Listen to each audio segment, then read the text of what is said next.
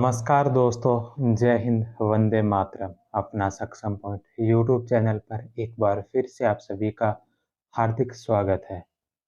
कल हमने नाथ पब्लिकेशन की बुक भारतीय इतिहास का मध्यकालीन भारतीय इतिहास का पाठ शुरू किया था। कल की क्लास में हमने अरब और तुर्क आक्रमण के बारे में पढ़ा था। आज की क्लास में हम इसी बुक का सेकंड चैप्टर, मध्यकालीन भारतीय इतिहास नाथ पब्लिकेशन की बुक का सेकंड जो चैप्टर है दिल्ली सल्तनत को शुरू करेंगे। और आज की क्लास में दिल्ली सल्तनत का पहला वंश गुलाम वंश के बारे में पढ़ेंगे। दिल्ली सल्तनत में टोटल जो 5 राजवंश थे, गुलाम वंश, खिलजी वंश, तुगलक वंश, सैयद और लोदी वंश।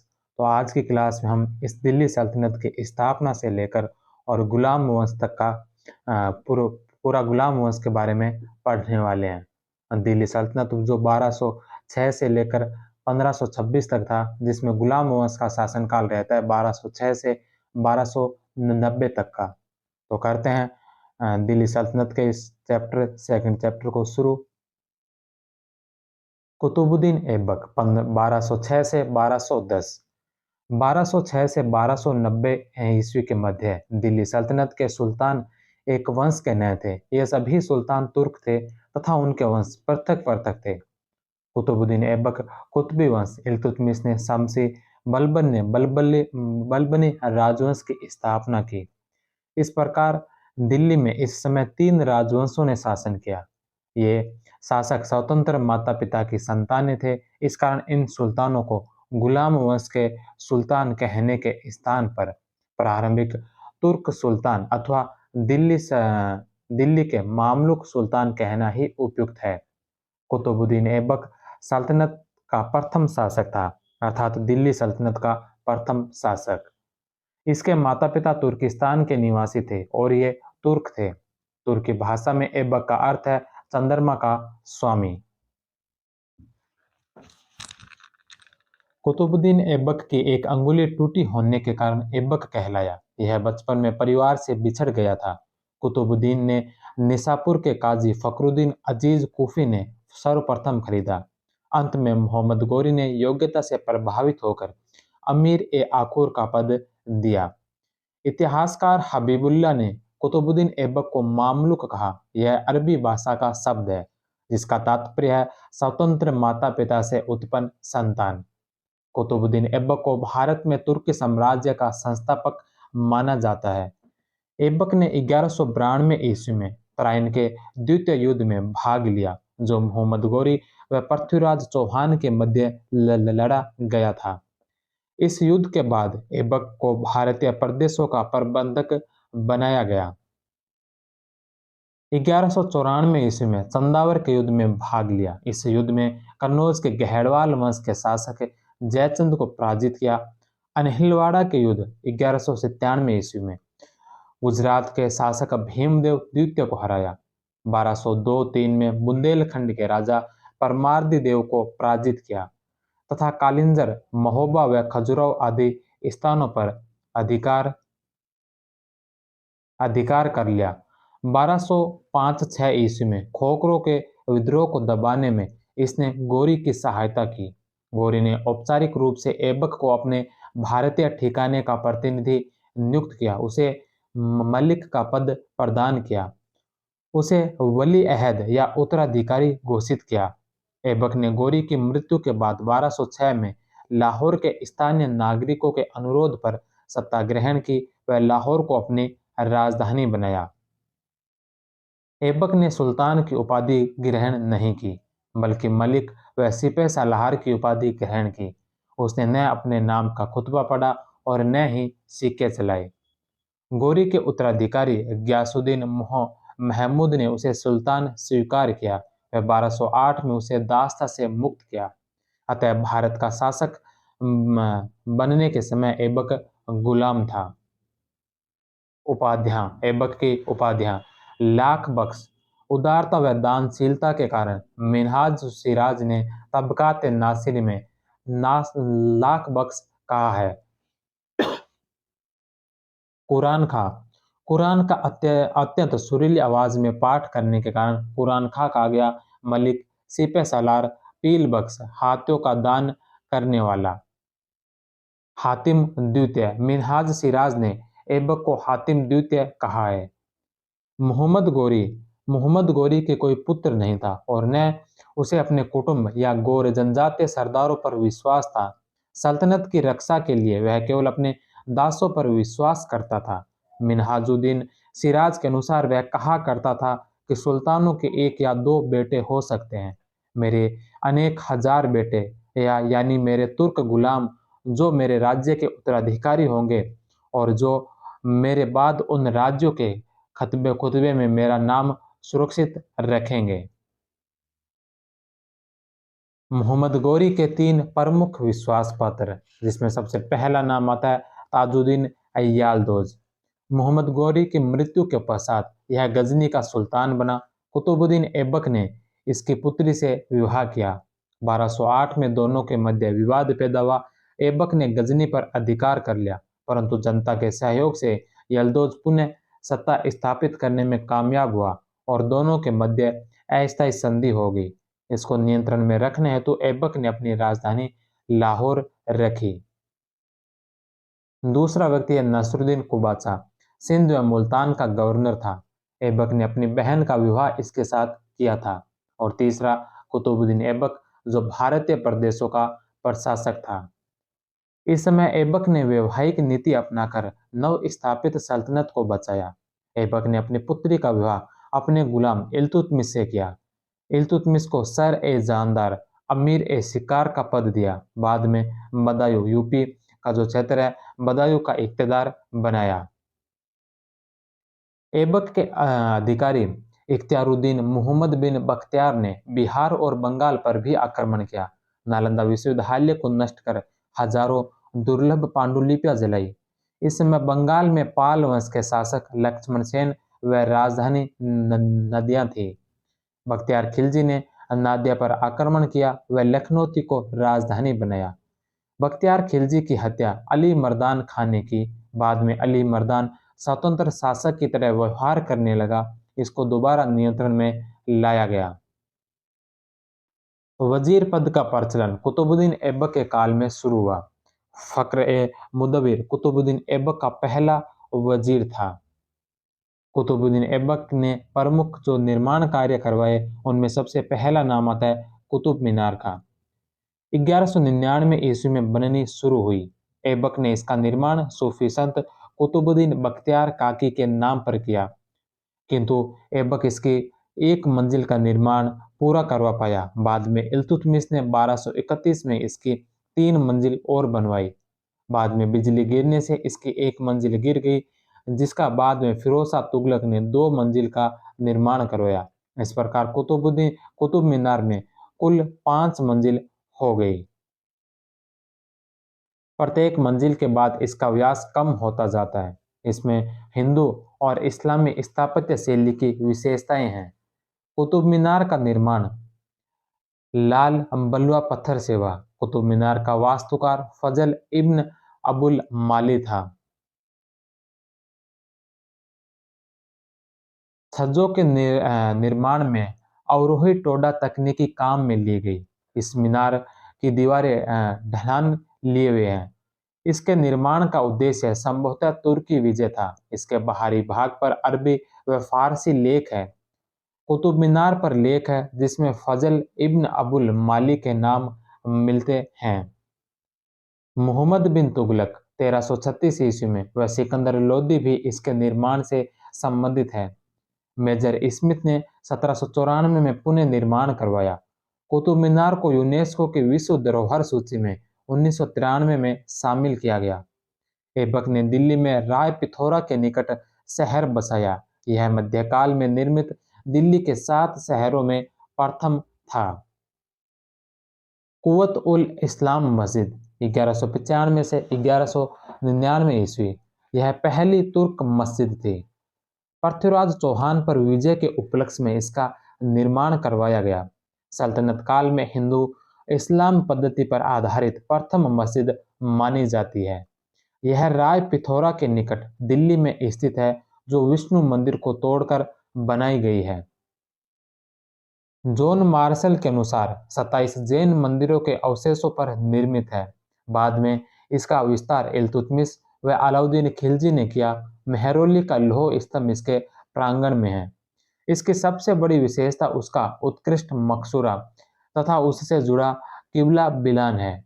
1230 ईस्वी में इल्तुतमिश ने मस्जिद के आयताकार प्रांगण को दुगुना करवा दिया। मार्शल के अनुसार इल्तुतमिश के कार्यों पर इस्लामी प्रभाव अधिक दिखता है।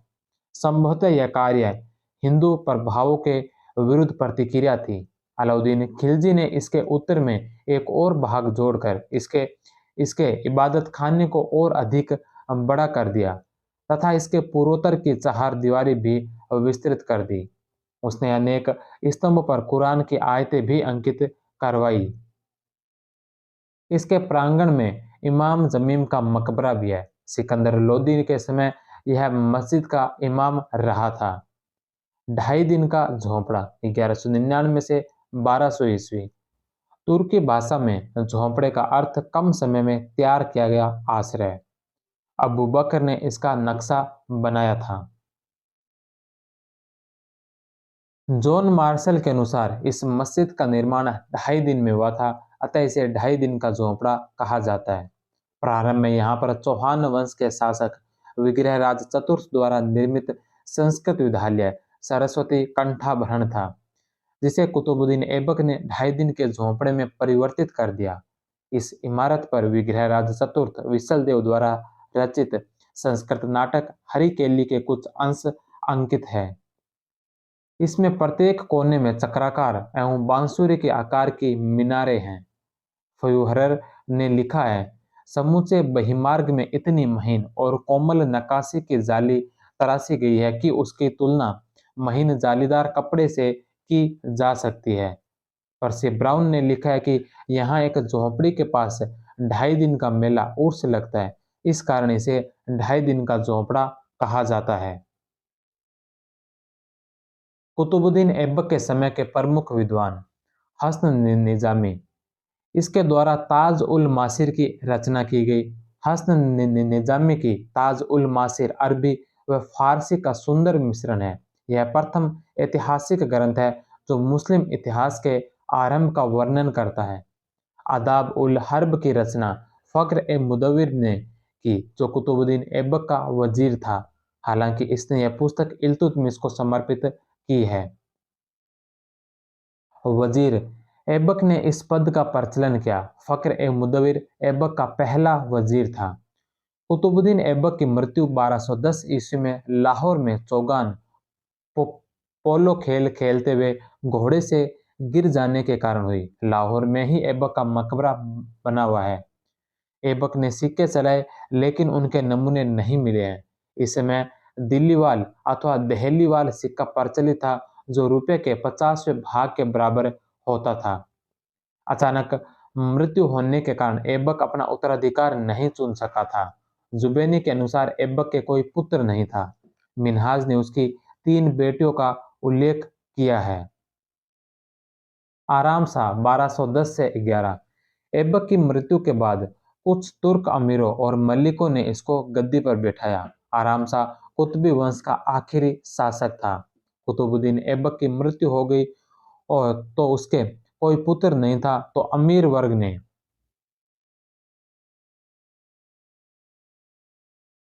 वर्ग ने आराम शाह को शासक घोषित किया।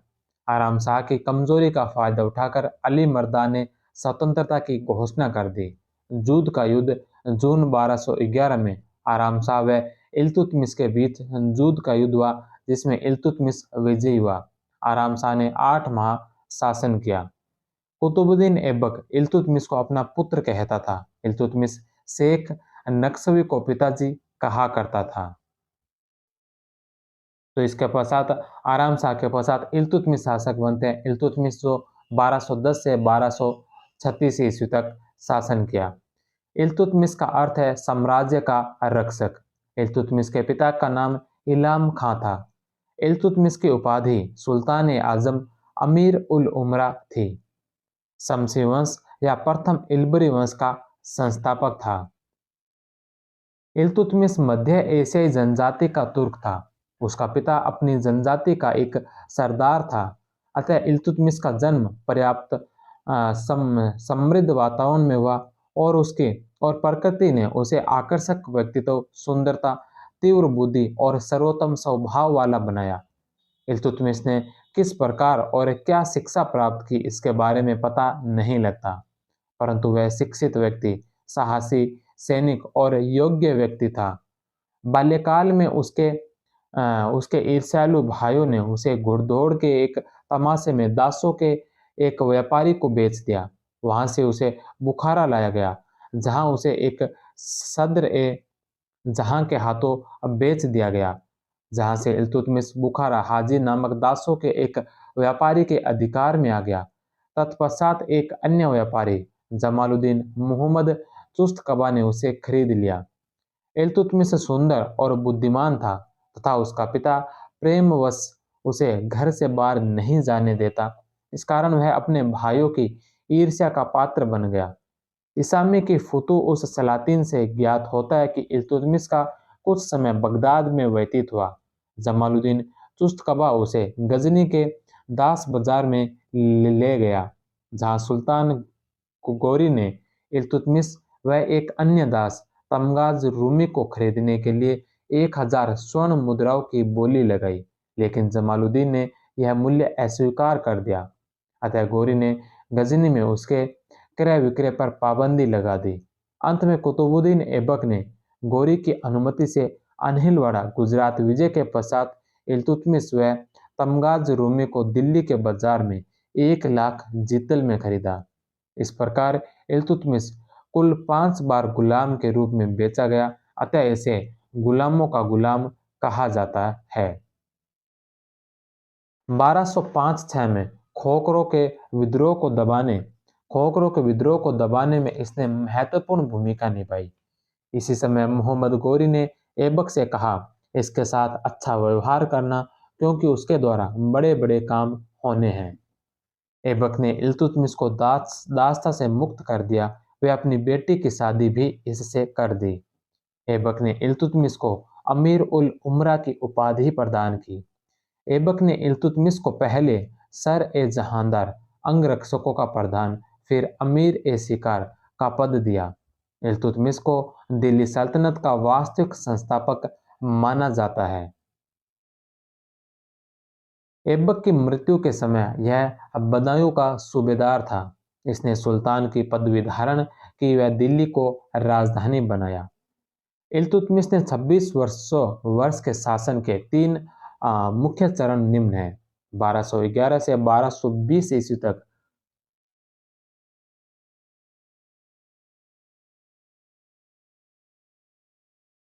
1211 से 1220 ईस्वी तक अपने विरोधियों का दमन, 1221 से 27 ईस्वी तक मंगोल आक्रमण का खतरा, 1228 से 1236 तक अपनी व्यक्तिक व वंशीय सत्ता के संगठन के लिए कार्य करता रहा। इल्तुतमिश ने सेवा में रहते हुए निम्न पदों पर कार्य किया: सर ए जहांदर, शाही अंगरक्षकों का प्रधान, अमीर ए शिकार। ऐबक ने ग्वालियर विजय के उपरांत बरन की जागीर तथा अमीर पद दिया। अमीर उल उमरा ऐबक ने 1205-6 में दास्तों से मुक्त किया और यह उपाधि दी। बंदायूं का इख्तियार 1206 में बंदायूं का इख्तियार बनाया। इल्तुतमिश ने 3 शक्तिशाली प्रतिद्वंदी थे। पहला गजनी में यल्दोज, 1215 ईस्वी में ख्वारिज़म शाह से पराजित होकर यल्दोज लाहौर भाग गया। इसने दिल्ली के सिंहासन पर अपना दावा किया। पंजाब व थानेश्वर पर भी अधिकार किया। कुबाचा को, जो सिंध का शासक था, उसे भागना पड़ा। तराइन का तृतीय युद्ध 1215-16 ईस्वी में यल्दोज ने लाहौर से दिल्ली संदेश भिजवाया कि वह मोहम्मद गोरी का वास्तविक उत्तराधिकारी है, इस कारण भारतीय साम्राज्य पर उसका अधिकार है। इसके जवाब में इल्तुतमिश ने संदेश भेजा कि समय बदल गया है, गजनियों व गोरियों की क्या दशा हुई है, अब वंशानुगत अधिकार का समय समाप्त हो गया है। यल्दोज व इल्तुतमिश के बीच तराइन का तीसरा युद्ध हुआ, जिसमें इल्तुतमिश विजयी हुआ। यल्दौज को बंदी बनाकर बदायूं के दुर्ग में ले जाकर हत्या कर दी गई। के ए निजामी के अनुसार इल्तुतमिश के लिए यह दोहरी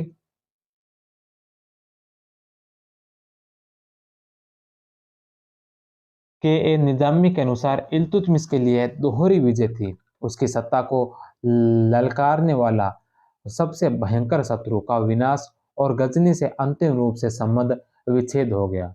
नसरुद्दीन कुबाचा लाहौर, मुल्तान व सिंध का शासक था।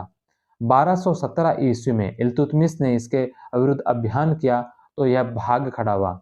इसी समय जलालुद्दीन मंगबरनी के भारत आने पर इल्तुतमिश कुबाचा को पूर्णतः समाप्त नहीं कर पाया। 1227-28 ईस्वी में इल्तुतमिश ने कुबाचा पर आक्रमण किया क्योंकि कुबाचा की शक्ति इस समय तक कम हो गई थी। कुबाचा को मंगबरनी से संघर्ष करना पड़ा। कुबाचा ने अपने पुत्र अलाउद्दीन बहराम को इल्तुतमिश से संधि के लिए भेजा। इल्तुतमिश ने बिना शर्त समर्पण की मांग की, किंतु कुबाचा ने सिंधु नदी में डूबकर आत्महत्या कर ली। इल्तुतमिश ने सिंध, पंजाब व मकरान तक अपनी सत्ता स्थापित कर ली।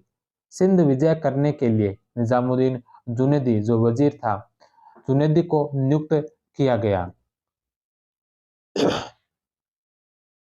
इल्तुतमिश ने दिल्ली सल्तनत को मंगोल आक्रमण से सुरक्षित रखने के उद्देश्य से सिंध राज्य को मध्यवर्ती राज्य यानी बफर स्टेट के रूप में प्रयोग किया।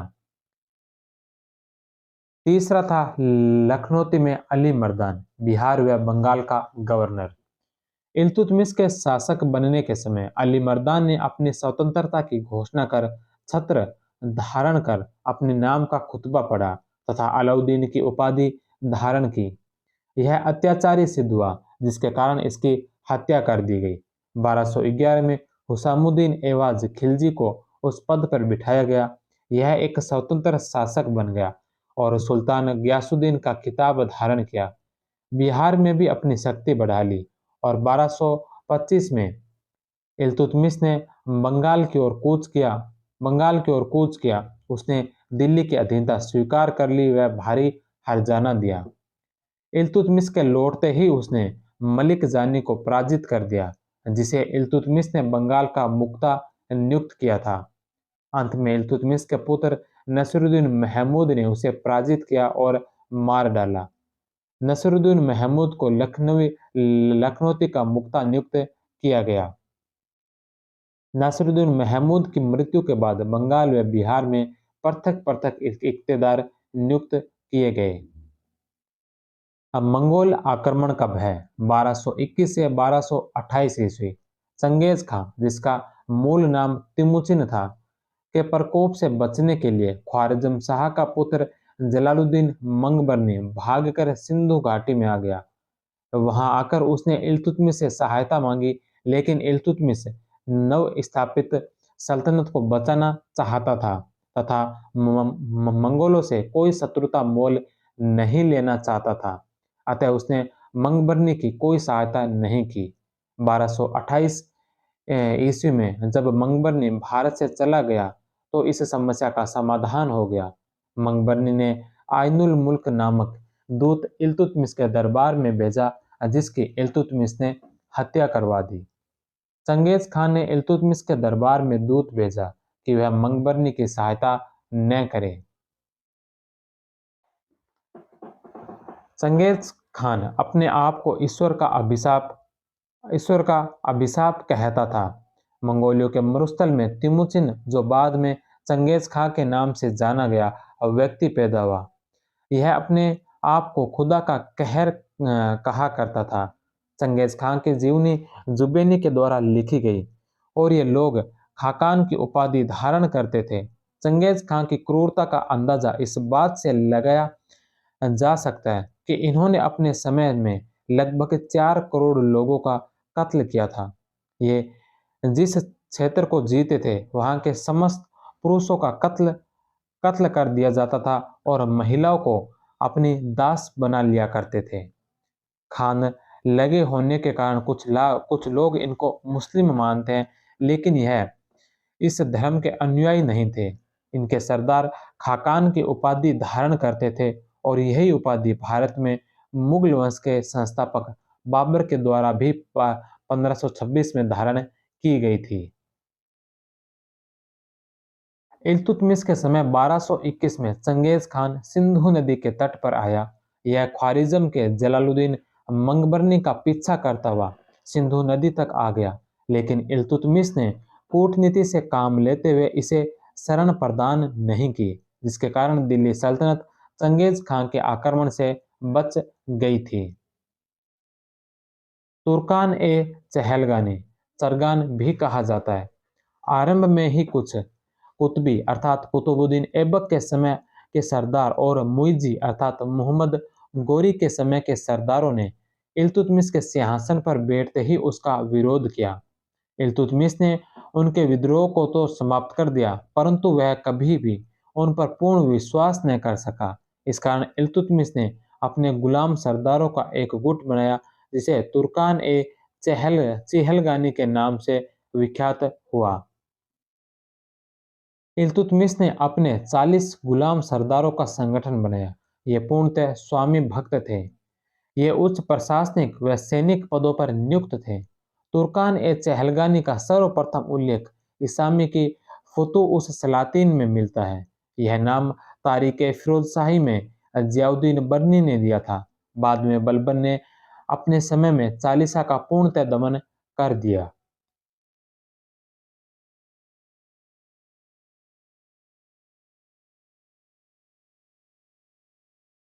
इल्तुतमिश ने 1226 में रणथंबोर जीता। इस समय रणथंबोर का शासक वीर नारायण था, जिसकी दिल्ली में जहर देकर हत्या कर दी। जालोर, बयाना, सांभर, अजमेर, नागौर जीता। गुहिलों की राजधानी नागदा पर आक्रमण 1227 से 29 के बीच किया और नागदा को नष्ट किया। इसी कारण जैतर सिंह ने चित्तौड़ को मेवाड़ की नई राजधानी बनाई। जयसिंह सूरी के हमीर मद मर्दन के अनुसार भुताला के युद्ध में जैतर सिंह ने इल्तुतमिश को हराया। 1229 में जालोर के शासक उदय सिंह को पराजित कर वार्षिक कर देने के लिए बाध्य किया। हसन निजामी ने अपनी पुस्तक ताज उल मासिर में लिखा है कि इस दुर्ग का दरवाजा आज तक कोई आक्रमणकारी नहीं खोल सका। जालोर दुर्ग 1232 में मालवा पर आक्रमण कर इल्तुतमिश उज्जैन से विक्रमादित्य की मूर्ति उठा लाया। 1231 में ग्वालियर अभियान के बाद रजिया को अपना उत्तराधिकारी घोषित किया। 1231-32 में इल्तुतमिश के ग्वालियर अभियान के समय वहां का शासक मंगलदेव मलयवर्मन देव था। बामियान अभियान बामियान अभियान यह इल्तुतमिश का अंतिम अभियान था, जो खोखरों के विरुद्ध किया गया। इसमें खोखरों की सहायता जलालुद्दीन मंगबरनी के उत्तराधिकारी हसन कारलुग, जो कि बामियान का शासक था, ने की थी। 1235 में इल्तुतमिश ने इस क्षेत्र का अभियान किया। 1236 में इल्तुतमिश बीमार हो गया और 1236 में ही उसकी मृत्यु हो गई। इल्तुतमिश ने अपने शासन पर नियंत्रण स्थापित करने के लिए तुर्क अधिकारियों व गैर तुर्क अधिकारियों ताजिक का समर्थन प्राप्त किया, जो दास अजम अनातोलिया से तुर्किस्तान तक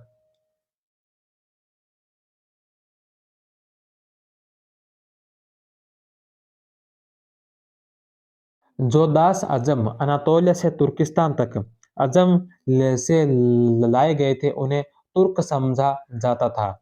वे आपस में एक दूसरे को सम्मान व भाई मानते थे। वे ख्वाजातास कहलाते थे, अर्थात एक ही स्वामी के दास। इल्तुतमिश की मृत्यु के बाद इन्होंने अपने आप को सुल्तानी कहना शुरू कर दिया, अर्थात सुल्तान के दास। गैर तुर्क विदेशी अमीर ताजिक ये लोग सुरक्षा व जीविका के लिए भारत आए थे। बरनी के अनुसार चंगेज खान से बचने के लिए कुछ शहजादे अमीर आदि भारत आए। 18 फरवरी 1229 ईस्वी में बगदाद के अब्बासी खलीफा उल मुस्तनसिर बिल्हा मंसूर ने धार्मिक व राजनीतिक मान्यता का अधिकार पत्र प्राप्त किया। वह उसके नाम के सिक्के चलाए, जिससे दिल्ली सल्तनत को औपचारिक मान्यता प्राप्त हुई थी। उसे हिंदुस्तान के सुल्तान वह नासिर अमीर उल मोमिनीन की उपाधि प्रदान की गई। सुल्तान आजम के रूप में अधिकार दिया गया। इसका वर्णन मिन्हाज उस सिराज ने तबकात नासिरी में किया है। सबसे पहले खिल्लत प्राप्त करने वाला दिल्ली सल्तनत का सुल्तान इल्तुतमिश था। इल्तुतमिश ने भारतीय सामंतशाही के विनाश के लिए एकता व्यवस्था शुरू की, जो साम्राज्य को सुदूर स्थित प्रदेशों से जोड़ने में भी सहायक रही। तुर्कों को बड़ी संख्या में एकताएं प्रदान की ताकि जीते गए प्रदेशों पर नियंत्रण रखा जा सके। इल्तुतमिश पहला सुल्तान था जिसने दोआब की आर्थिक क्षमता को पहचाना। बरनी के अनुसार इसने सैन्य सेवाओं के बदले 200 सैनिकों की छोटी एकता के रूप में इस क्षेत्र में भूमि का आवंटन किया। यहाँ पर नसरुद्दीन मोहम्मद को सूबेदार बनाया। इल्तुतमिश के इस नीति के विरोध में पर्थू के नेतृत्व में विद्रोह किया। पर्थू की मृत्यु के साथ ही अवध का विलय कर दिया गया। इक्तादारी मुस्लिम राज्य के अस्तित्व में आने के बाद राज्य के अंतर्गत विभिन्न भूभागों को विशिष्ट खंडों में वितरित किया जाता रहा। इन विशिष्ट खंडों को इक्ता कहा जाता था। इक्ता शब्द की उत्पत्ति उसी मूल अरबी धातु से हुई जिससे कताइया शब्द बना हुआ था। इक्ता अरबी शब्द है जिसका अर्थ है हस्तांतरणीय भू राजस्व अधिन्यास। साहित्यिक दृष्टि से इक्ता का तात्पर्य भूभाग से है, किंतु प्रशासनिक रूप से यह सेवा शर्तों की एवज में अमीरों को प्रदत्त भूमि मानी गई है। सल्तनत काल में शासन की सुविधा की दृष्टि से प्रांतों को छोटी इकाइयों में बांटा गया जिन्हें इक्ता कहा गया था। इक्ता का मुख्य मुक्ता या वली कहा जाता है। यह लोग संबंधित क्षेत्र से भू राजस्व का संग्रह करते थे तथा वहां प्रशासनिक कार्य देखते थे तथा अतिरिक्त आय को केंद्रीय खजाने में भेजते थे, जिसे फाजिल कहा जाता था। भारत में इक्ता प्रणाली की शुरुआत मोहम्मद गोरी के द्वारा की गई। सर्वप्रथम 1192 में कुतुबुद्दीन ऐबक को मोहम्मद गोरी ने फांसी की इक्ता दी थी। हालांकि राजस्थान लोक सेवा आयोग द्वारा जारी स्कूल व्याख्याता भर्ती उत्तर कुंजी में इसका उत्तर इल्तुतमिश माना गया है। इक्ता प्रणाली को व्यवस्थित रूप से लागू करने वाला शासक इल्तुतमिश था। बलबन ने 1279 में ख्वाजा नामक अधिकारी की नियुक्ति सर्वप्रथम इक्तादारों के साथ की। इस अधिकारी की नियुक्ति का उद्देश्य इक्ताओं के आय व्यय का सही आकलन करना तथा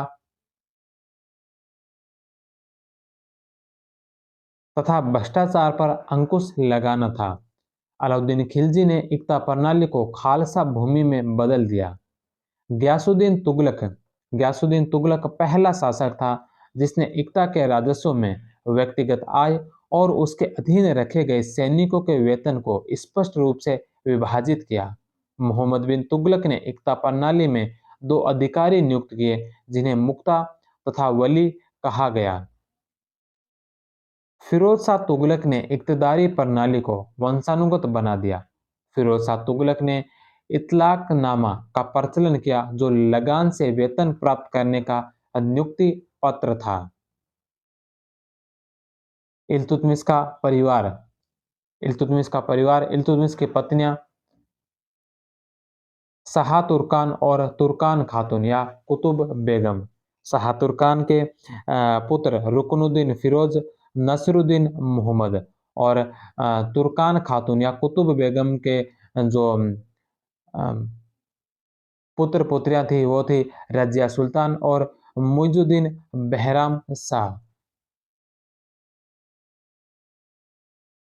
न्याय व्यवस्था इब्न बतूता ने लिखा है कि सुल्तान के महल के सम्मुख संगमरमर के दो सिंह बने हुए थे जिनके गले में दो घंटियां लटकी हुई थी। पीड़ित व्यक्ति लाल वस्त्र धारण कर उसे बजाता था तथा उसकी फरियाद सुनकर न्याय किया जाता था। न्याय करने के लिए सभी शहरों में काजी और अमीर दाद नामक अधिकारी भी नियुक्त किए गए। शाही सेना का गठन सबसे पहले इल्तुतमिश ने किया। इसे केंद्रीय सेना हस्म ए कल्ब या कल्ब ए सुल्तानी भी कहते हैं।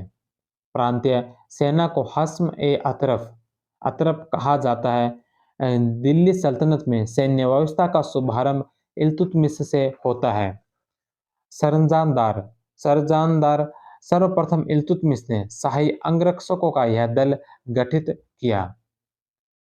इल्तुतमिश का आरिज़ ममालिक इमादुल मुल्क था। इसे इल्तुतमिश ने रावत ए अर्ज की उपाधि दी।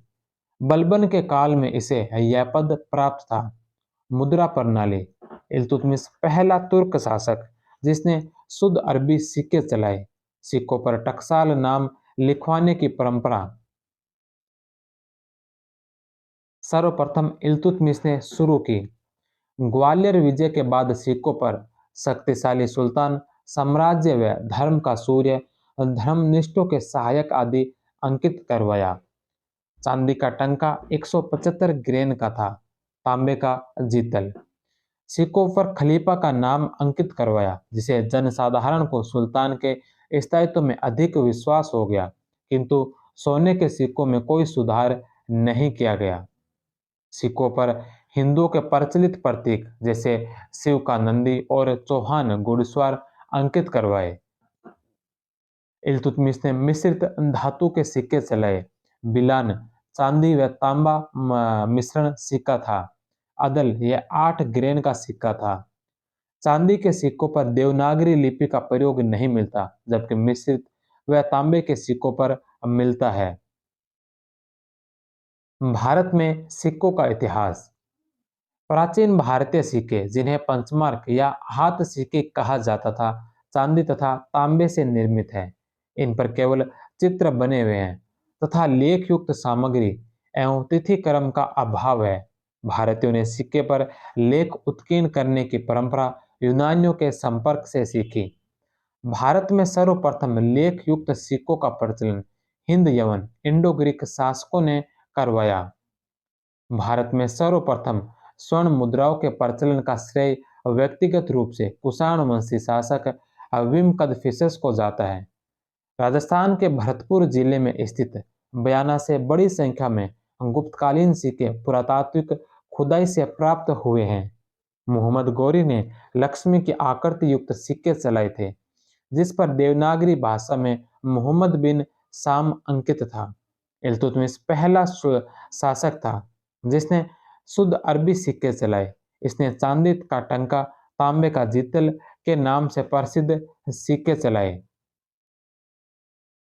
इल्तुतमिश ने सिक्कों पर टकसाल का नाम भी अंकित करवाया। मोहम्मद बिन तुगलक ने सर्वप्रथम अपने सोने के सिक्कों पर कलमा खुदवाया तथा इसने दोकनी नामक नया सिक्का चलाया। इसने चांदी के स्थान पर तांबे के सिक्कों का भी प्रचलन किया। एडवर्ड थॉमस ने इसे धनवानों का राजकुमार कहा। लोधी वंश का संस्थापक बहलोल लोदी ने बहलोली सिक्के चलाए, जो अकबर के समय तक प्रचलित रहे थे। मुगल काल में अकबर के द्वारा सोने का सबसे बड़ा सिक्का संसब था। वहीं सबसे ज्यादा प्रचलित सिक्का मोहर था। निसार सिक्का जहांगीर ने तथा आना सिक्का जो शाहजहां ने चलाए थे। रुपया नामक जो सिक्का है सर्वप्रथम शेरशाह सूरी ने चलाया।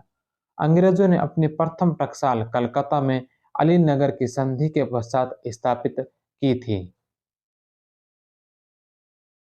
इल्तुतमिश की धार्मिक प्रवृत्ति। व्यक्तिगत जीवन में इल्तुतमिश अत्यधिक धार्मिक प्रवृत्ति वाला व्यक्ति था। वह प्रतिदिन 5 बार नमाज पढ़ता था। निजामुद्दीन औलिया ने एक बार अपने समक्ष व्यक्तियों से कहा कि वह अपने सेवकों में किसी को सोते समय शुद्ध नहीं करता। इल्तुतमिश के समय दिल्ली इस्लाम के प्रमुख केंद्र कुव्वत उल इस्लाम के रूप में प्रसिद्ध हुई। शेख नक्शवी और उर्फ सुगरा को वह पिताजी कहकर संबोधित करता था। इसे शेख उल इस्लाम का पद दिया। तबकात ए नासिरी के लेखक मिनहाज उस सिराज ने इल्तुतमिश के संबंध में लिखा है कि उसके समान धर्मपरायण, दयालु तथा महात्माओं एवं विद्वानों का सम्मान करने वाला कोई दूसरा शासक नहीं हुआ। इल्तुतमिश की राजनीति उसके धार्मिक विचारों से पृथक रही है। प्रमुख विद्वान मिन्हाज उस सिराज, 2 मलिक ताजुद्दीन दबीर, 3 फ़क्र मुदव्विर, आदाब उल सर्ब, राजनीतिक सिद्धांतों का वर्णन। फ़क्र ए मुदव्विर ने अपनी कृति आदाब उल सर्ब इल्तुतमिश को समर्पित की। भारत में रकाब का पहला विवरण इसमें मिलता है। आदाब उस सलातिन इल्तुतमिश के शासनकाल में राजनयिक सिद्धांत तथा राजकीय संगठन की कला पर तैयार किया गया ग्रंथ। सुल्तानगढ़ी इल्तुतमिश ने अपने पुत्र नसरुद्दीन महमूद की याद में यह मकबरा दिल्ली में बनवाया था। सुल्तान इल्तुतमिश ने इस मकबरे का निर्माण मलाकपुर में 1231 ईस्वी में करवाया था। तुर्क सुल्तानों द्वारा भारत में निर्मित यह प्रथम मकबरा था, इसलिए इल्तुतमिश को भारत में मकबरा निर्माण शैली का जन्मदाता कहा जाता है। पर्सी ब्राउन के अनुसार सुल्तानगढ़ी का शाब्दिक अर्थ है गुफा का सुल्तान होता है। यह भूरे पत्थर व संगमरमर से बना हुआ है। यह मकबरा आकार में दुर्ग के समान है। इल्तुतमिश का मकबरा दिल्ली में 1235 ईस्वी में इसका निर्माण हुआ। इल्तुतमिश के द्वारा निर्मित गुंबद के चौकोर कोनों में गोलाई लाने के लिए स्क्रीच शैली का प्रयोग किया गया है। यह मकबरा एक कक्ष है। मकबरे के दीवार पर कुरान की आयतें खुदी है। यहाँ इस तथ्य को उल्लेखित करना प्रासंगिक होगा कि कुरान की आयतों को सरल तरीके से स्थापत्य पर उकेरने की शैली को कूफी कहा जाता है। गुंबद कदलीकाकृत शैली में है। लाल पत्थर का प्रयोग किया गया है। इस पर छत नहीं है। दास वंश की इमारतों में यह सबसे अलंकृत इमारत है। बाहर से तो यह मकबरा बिल्कुल सादा है, लेकिन अंदर और गेट पर शानदार नक्काशी की गई है। इल्तुतमिश के द्वारा कुतुब मीनार का निर्माण पूरा करवाया गया था। हालांकि यह उस समय 4 मंजिला थी। बाद में फिरोज शाह तुगलक ने इसकी 5वीं मंजिल का निर्माण करवाया। मदरसा ए मुइजी दिल्ली में स्थित मदरसा, जिसका निर्माण मोहम्मद गोरी की स्मृति में करवाया गया था। इल्तुतमिश ने शिक्षा की ओर विशेष ध्यान दिया। उसने दिल्ली के प्रथम मदरसे की नींव रखी, जिसे मुइजुद्दीन मोहम्मद गोरी के नाम पर मदरसा ए मुइजी कहा जाता है। तत्पश्चात उसने इस नाम से एक मदरसा बदायूं में स्थापित किया, जो उत्तरी भारत के इस्लामी संस्कृति का दूसरा केंद्र बन गया। इल्तुतमिश ने अपने पुत्र के नाम पर दिल्ली में मदरसा ए नासिरिया की स्थापना की थी। जामा मस्जिद, जो बदायूं में 1223 ईस्वी में निर्मित, ऐतारकिन का दरवाजा नागौर में 1231 ईस्वी में, पलवल व हांसी में मस्जिद हौज शमसी या हौज खास बदायूं में, शमसी ईदगाह बदायूं में, इल्तुतमिश का मकबरा दिल्ली में स्क्रीच शैली में निर्मित। मदरसा ए नासिरी दिल्ली के अंदर अपने पुत्र नसरुद्दीन की याद में, गंदक की बावली या बावड़ी दिल्ली में महमूद की याद में। ए तारकिन का दरवाजा, इसका निर्माण 1230 ईस्वी में इल्तुतमिश ने नागौर में करवाया था। इल्तुतमिश ने अपनी पुत्री रजिया को अपना उत्तराधिकार चुनकर अपनी सत्ता को वंशानुगत बनाया। ग्वालियर विजय के बाद चांदी के टंके पर रजिया का नाम अंकित करवाया। अवध के पीड़ितों का विद्रोह इल्तुतमिश के समय हुआ था। इल्तुतमिश ने राज्य की सहायता से चलाए गए 2 कॉलेजों की स्थापना की, मदरसा ए मुइजी और मदरसा ए नासिरी। शेख बहाउद्दीन जकारिया की सहायता से उसने मुल्तान पर विजय प्राप्त की। शेख कुतुबुद्दीन बख्तियार काकी ने उसे शमसी तालाब के निर्माण में सहायता दी। इस्माइल सियाओं का विद्रोह इल्तुतमिश के समय में हुआ था। इल्तुतमिश अधिराजत्व के में विश्वास करता था, न कि प्रभु सत्ता में। इल्तुतमिश से संबंधित महत्वपूर्ण प्रमुख कथन। डॉक्टर आर त्रिपाठी ने कहा कि इल्तुतमिश भारत में मुस्लिम राज्य का वास्तविक संस्थापक था। सर वुल्जलेहेग इल्तुतमिश गुलाम शासकों में सबसे महान था। इल्तुतमिश ने कहा कि भारत अरब नहीं, इसे दारुल इस्लाम में परिवर्तित करना व्यवहारिक रूप से संभव नहीं है। डॉक्टर ईश्वरी प्रसाद का कथन है कि इल्तुतमिश गुलाम वंश का वास्तविक संस्थापक था। मिन्हाज उस सिराज लिखते हैं कि इतना परोपकारी, सहानुभूतिपूर्ण और विद्वानों तथा बुजुर्गों की इज्जत करने वाला कोई भी ऐसा राजा नहीं हुआ जिसने स्वयं अपने प्रयास से राजगद्दी प्राप्त की हो। इल्तुतमिश को सुल्तान सईद भी कहा गया है। के ए निजामी ने लिखा है कि ऐबक ने दिल्ली सल्तनत की रूपरेखा के बारे में सिर्फ दिमागी आकृति बनाई थी। इल्तुतमिश ने उसे एक व्यक्तित्व, एक पद, एक प्रेरणा शक्ति, एक दिशा, एक शासन व्यवस्था और एक शासक वर्ग दिया है। इल्तुतमिश के समय जब उलेमाओं ने हिंदुओं के समक्ष मृत्यु व इस्लाम की शर्त रखने की पेशकश की, तो वजीर जुनैदी ने कहा कि हाल ही में भारत में विजय प्राप्त हुई है। मुसलमान समुद्र में केवल एक बूंद के समान है और यह संभव है कि यह आदेश लागू करने पर हिंदू आपस में मिल जाए और व्यापक स्तर पर गड़बड़ी पैदा हो सकती है। इल्तुतमिश ने 1211 ईस्वी में लाहौर के स्थान पर दिल्ली को राजधानी बनाया। इल्तुतमिश ने वजीर के पद पर पहले फक्र उद्दीन शामी को वजीर के पद पर नियुक्त किया। इसके बाद मोहम्मद जुनैदी को वजीर के पद पर नियुक्त किया तथा उसे निजाम उल मुल्क की उपाधि प्रदान की। निजाम उल मुल्क मोहम्मद जुनैदी ताजिक व यानी गैर तुर्की विदेशी अमीर था। सल्तनत काल में इल्तुतमिश पहला शासक था जिसने खालसा पद्धति के स्थान पर बंटाई प्रथा को लागू किया। बाद में गयासुद्दीन तुगलक ने इसे पुनः शुरू किया था। इल्तुतमिश के दरबार में मुख्य रूप से तीन वर्ग थे। पहला अमीर अभिजात या कुलीन वर्ग, दूसरा ताजिक वर्ग और तीसरा तुर्क दास वर्ग। पहला वर्ग अमीर वर्ग, अभिजात वर्ग या कुलीन वर्ग। यह तुर्क अमीर बहुत प्रभावशाली थे। इल्तुतमिश इनका बहुत सम्मान करता था, मगर यह वर्ग इल्तुतमिश से नफरत करता था।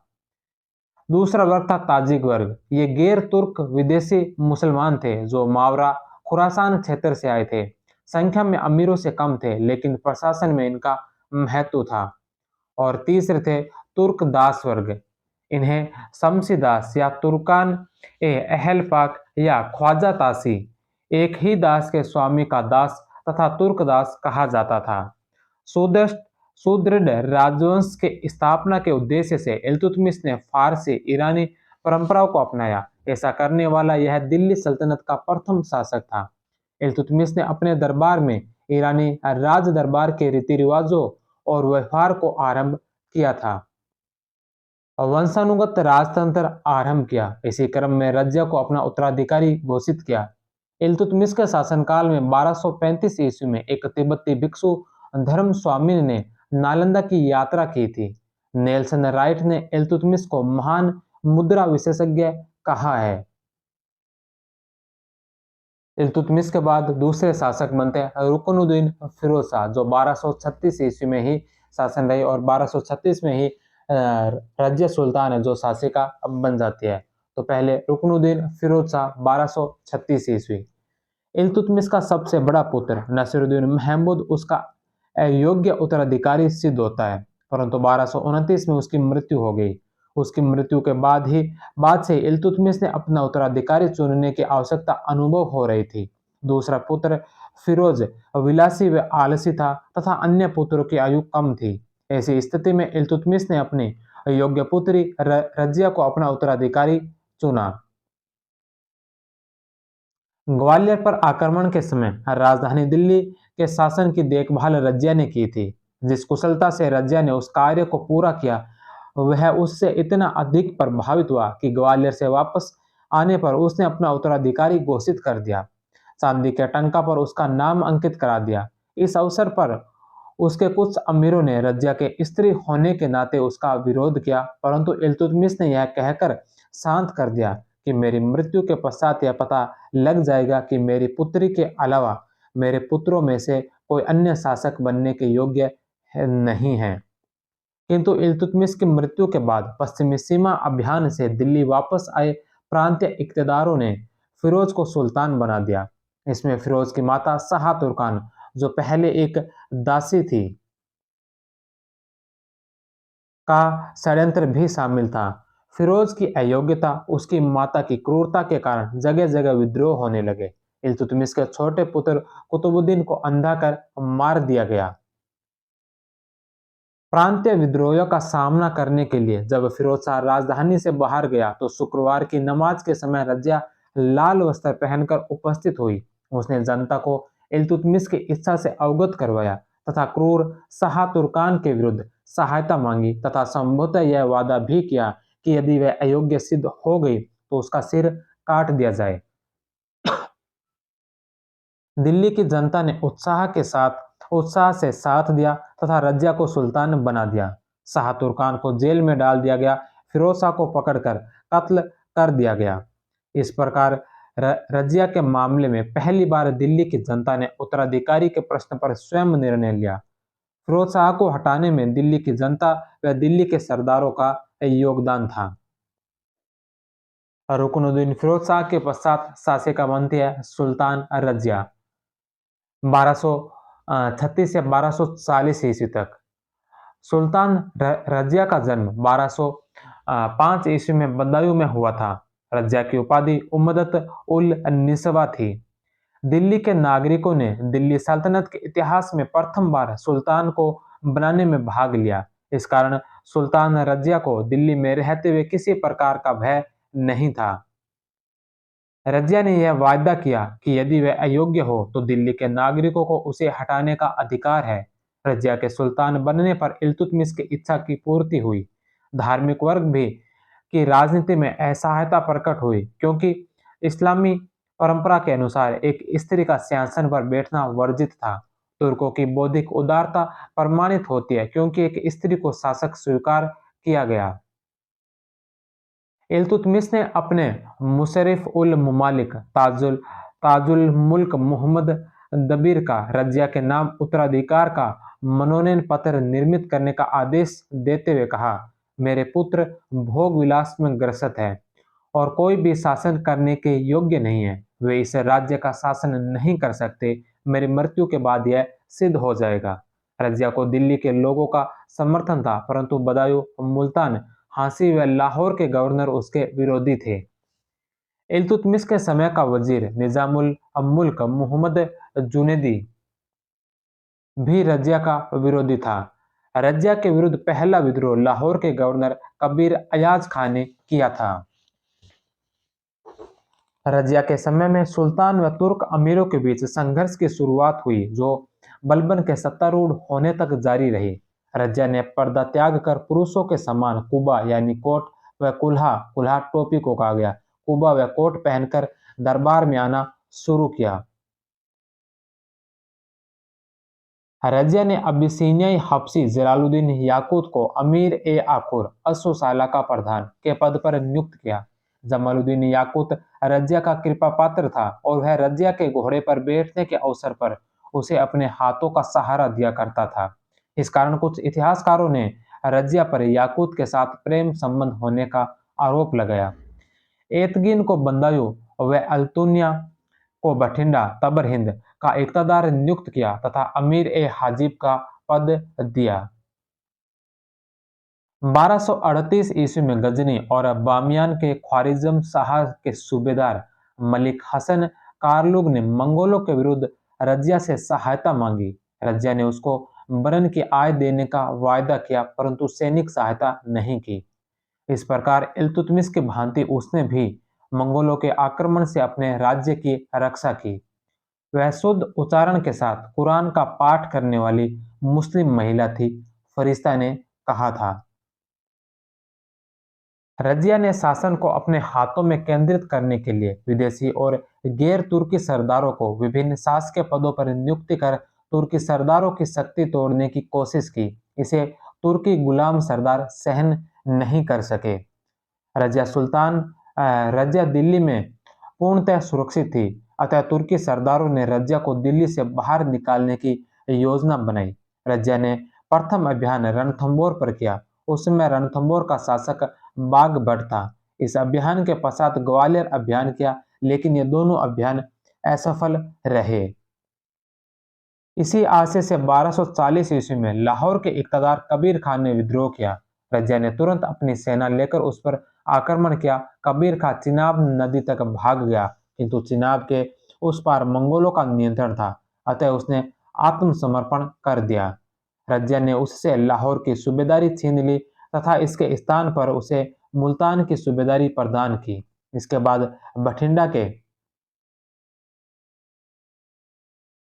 बठिंडा के सूबेदार अल्तून्य ने विद्रोह किया। राजधानी के कुछ अमीर गुप्त रूप से अल्तून्य का समर्थन कर रहे थे।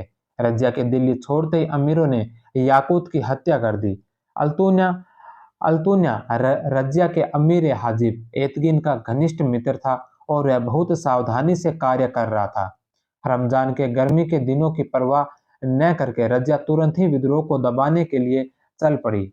जिस समय रजिया बठिंडा के किले के सामने सेना लेकर खड़ी थी, उस समय तुर्की सरदारों ने भी उसके साथ धोखा किया। अल्तून्य ने रजिया को परास्त कर बठिंडा के किले में कैद कर दिया। रजिया ने अल्तून्य से विवाह कर चतुराई से अपनी ओर मिला लिया, लेकिन दोनों 1240 में बहराम शाह से पराजित हुए।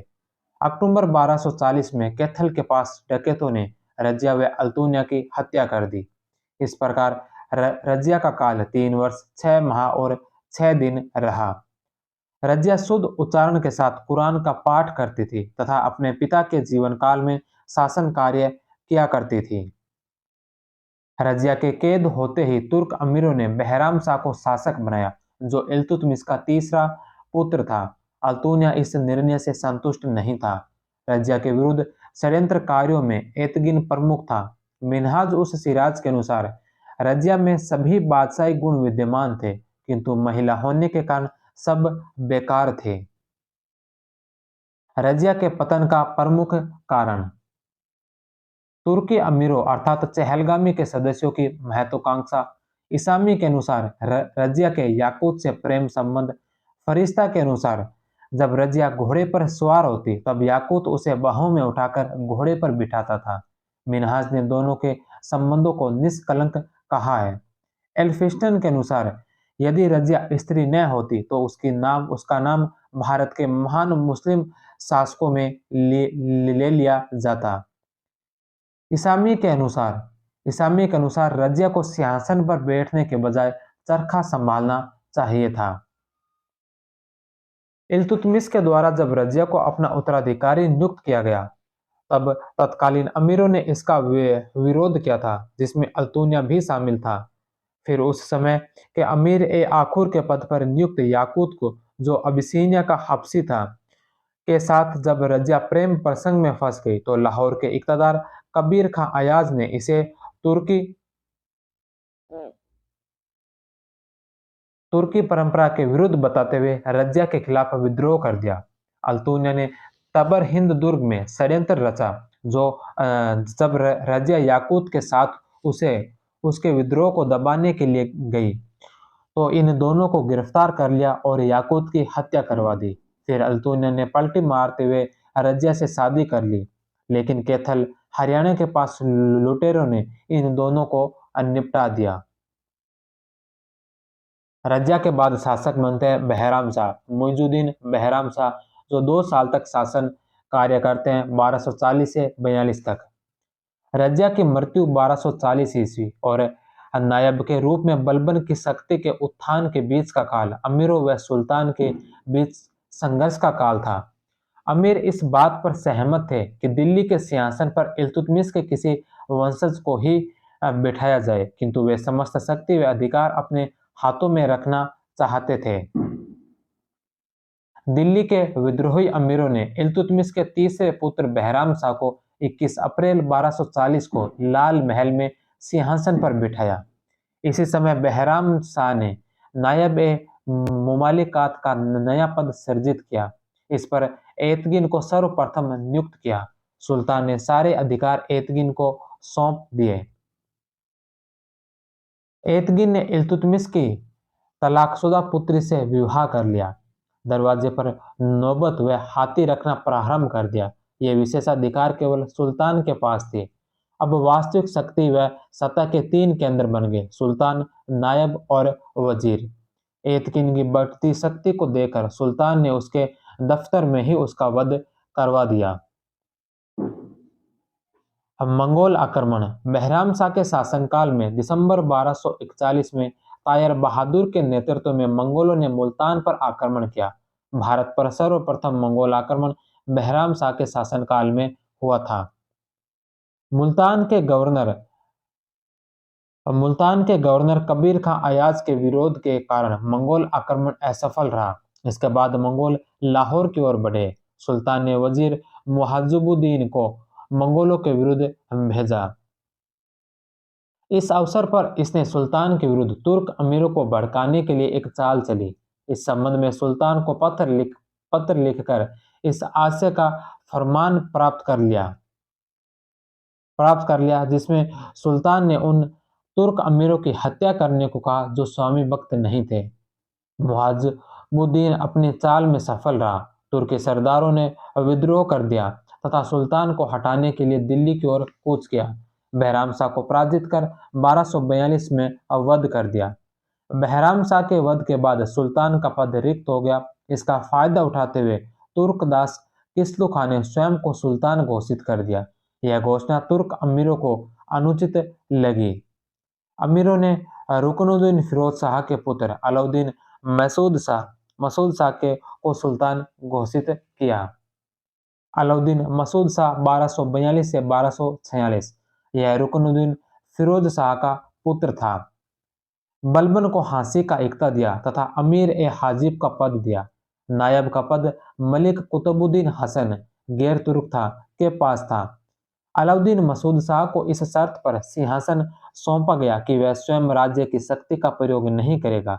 इस कारण नायब का पद पुनः स्थापित किया गया और यह पद मलिक कुतुबुद्दीन हसन को मिल गया। इसी सुल्तान के समय बलबन का राजनीतिक महत्व प्रारंभ हुआ था।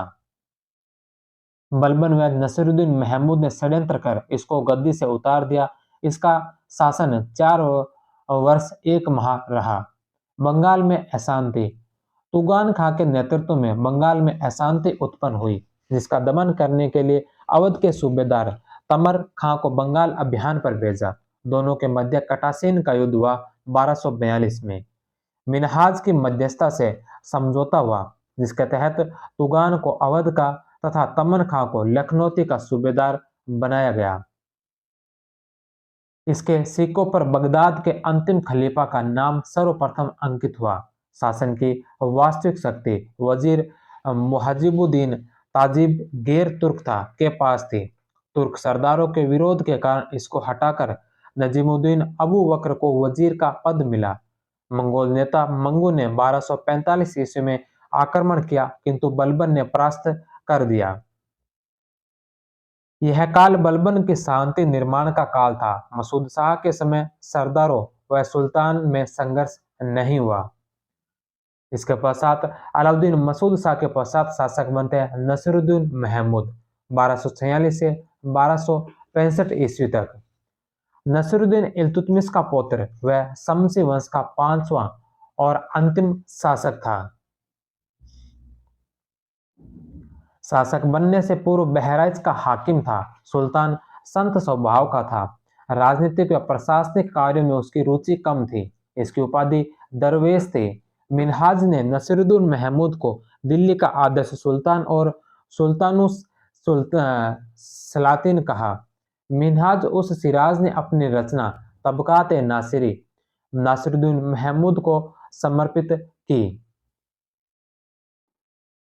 वह कुरान की आयतें नकल बनाकर बेचा करता था तथा उसी से भरण पोषण करता था। उसे हस्तलिपि का शौक था। नसीरुद्दीन महमूद को दरवेश भी कहा जाता है, अर्थात सादा जीवन जीने वाला। जब खाना खाते वक्त बेगम का हाथ जला तो इसने कहा, हम राज्य के ट्रस्टी है, मालिक नहीं, अतः यह कार्य स्वयं को ही करना है। नसीरुद्दीन के समय मिन्हाज उस सिराज को मुख्य काजी बनाया गया। यह नाम मात्र का शासक था, क्योंकि इसने अनुभव कर लिया था कि जिन पूर्व सुल्तानों ने तुर्की सरदारों की शक्ति का विरोध किया उनको पद से हटाकर मार दिया गया। अतः उसने ज्यादा हस्तक्षेप नहीं किया। अतः अपने शासन की बागडोर बलबन के हाथों में सौंप दी, जिससे तुर्की अमीरों के वैमनस्य का सामना न करना पड़े। फलतः राज्य शक्ति के लिए जो संघर्ष सुल्तान व तुर्की सरदारों के मध्य चल रहा था, अब वह समाप्त हो गया। नासिरुद्दीन बिना तुर्की अधिकारियों के आज्ञा के कुछ भी नहीं करता था। डॉक्टर के ए निजामी ने लिखा कि नासिरुद्दीन महमूद आत्मसमर्पण पूर्ण शासक था। बलबन का उत्कर्ष। आरंभ में बलबन अमीर ए हाजिब था। सुल्तान पर इसका अपना प्रभाव स्थापित करने पर अपनी स्थिति मजबूत करने के लिए 1249 ईस्वी में अपनी पुत्री हुजैदा का विवाह नसीरुद्दीन महमूद से किया। इस समय उसे नायब ए मुमालिकात का पद देकर कानूनी रूप से शासन के संपूर्ण अधिकार सौंप दिए और उसे उलुग खां की पदवी से विभूषित किया। नसीरुद्दीन के शासनकाल में कुछ थोड़े समय को छोड़कर शासन सत्ता पूर्णतया नायब बलबन के हाथों में रही। बलबन ने अपने संबंधियों को उच्च पद प्रदान किए। बलबन के प्रमुख विरोधी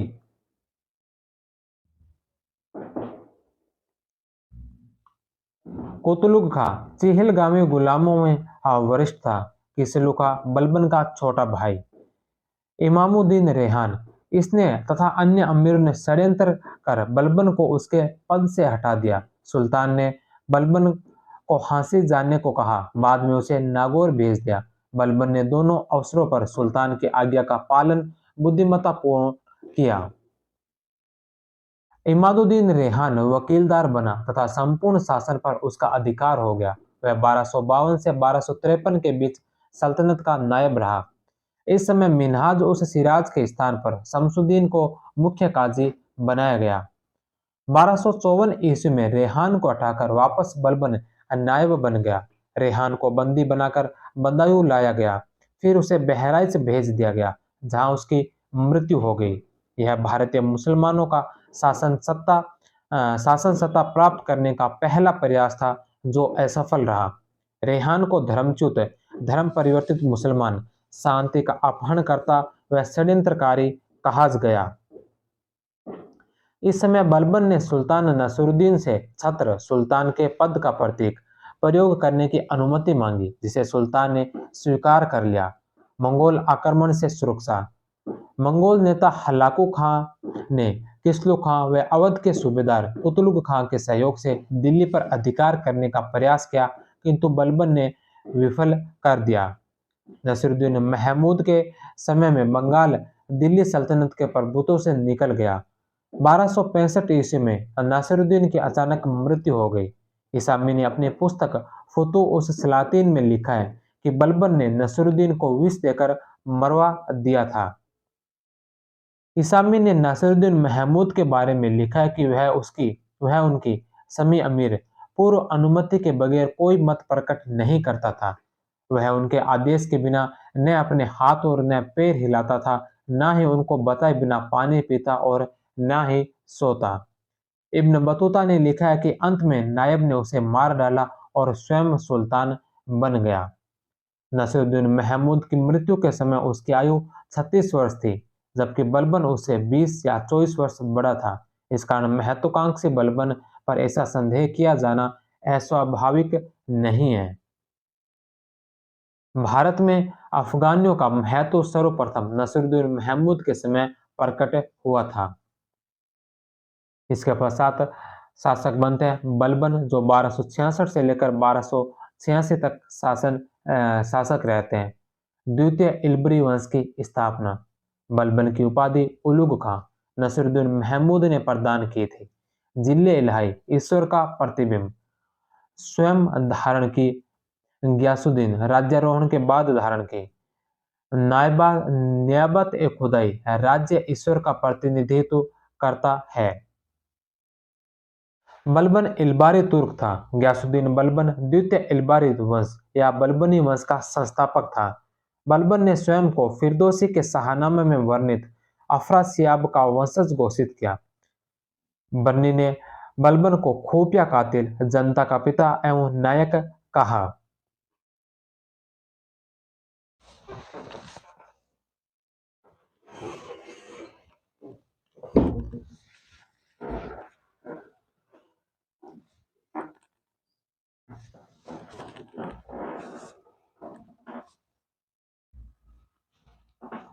प्रारंभिक जीवन। बलबन का वास्तविक नाम बहाउद्दीन था। गद्दी पर बैठने पर बलबन राजवंश बलबन ने राजवंश अथवा द्वितीय इल्बरी वंश की नींव डाली। बलबन किशोरावस्था में मंगोलों द्वारा बंदी बना लिया गया था। बगदाद ले जाकर ख्वाजा जमालुद्दीन बसरी को बेच दिया। यह बलबन को दिल्ली लेकर आया, जहां इल्तुतमिश ने ग्वालियर विजय के बाद इसको खरीद लिया। शीघ्र ही इल्तुतमिश ने उसे चालीसा दल में शामिल कर लिया। बलबन का उत्कर्ष। बलबन का उत्कर्ष खासदार सुल्तान का व्यक्तिगत सेवक इल्तुतमिश ने बनाया। अमीर ए शिकार सुल्तान के लिए शिकार खेलने का प्रबंध करता था। रजिया के समय अमीर ए आकुर असूसाला का अध्यक्ष बहराम शाह के समय बहराम शाह ने रेवाड़ी की जागीर भी दी थी, क्योंकि बलबन ने रजिया व बहराम शाह संघर्ष में बहराम शाह की सहायता की थी। मसूद शाह के शासक बनाने में सहायता करने पर बलबन को झांसी की सूबेदारी दी गई। अमीर ए हाजिब बारबक शाही दरबार में शिष्टाचार व वैभव बनाए रखने वाला पद था। अलाउद्दीन मसूद शाह ने बलबन को यह पद प्रदान किया था।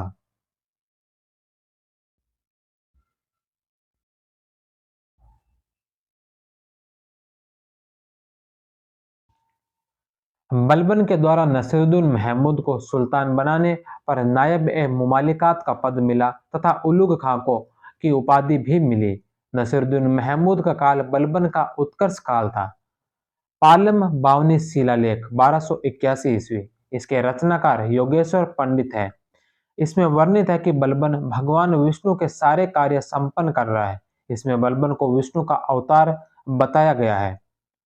गढ़ मुक्तेश्वर अभिलेख में बलबन को खलीफा का सहायक कहा गया।